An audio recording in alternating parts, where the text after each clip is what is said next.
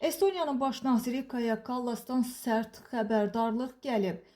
18 iyun tarixli və gündəm xəbər Müsavat.com istinadən bir xəbəri diqqətinizə çatdırır. Belə ki, Avropa İttifaqı diplomatiyasının tanınmış simalarından biri olan Estoniyanın baş naziri Kaja Kallas Ukraynaya dəstəyin davam etdirilməsinin zəruriliyinə toxunaraq çox sərt xəbərdarlıq edib. Ukraynaya daha çox kömək etməliyik. Bu təkcə Kiyev üçün deyil, həm də öz təhlükəsizliyimiz üçün çox vacibdir.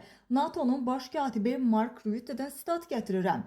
Əgər Ukraynaya dəstəyi dayandırsanız, Rus dilini öyrənməyə başlayın deyə o The Guardian nəşrinə bildirib. Müsavat.com xəbər verir ki, Kallas əlavə edib ki, Ukraynanın döyüş meydanında bugün nə qədər güclü olması sabah danışıqlar masası arxasında bir o qədər də üstün mövqedə olmasına imkan verəcək. Onun sözlərinə görə yalnız güclü müqavimət göstərməklə Rusiya real dialoqa hazır ola bilər.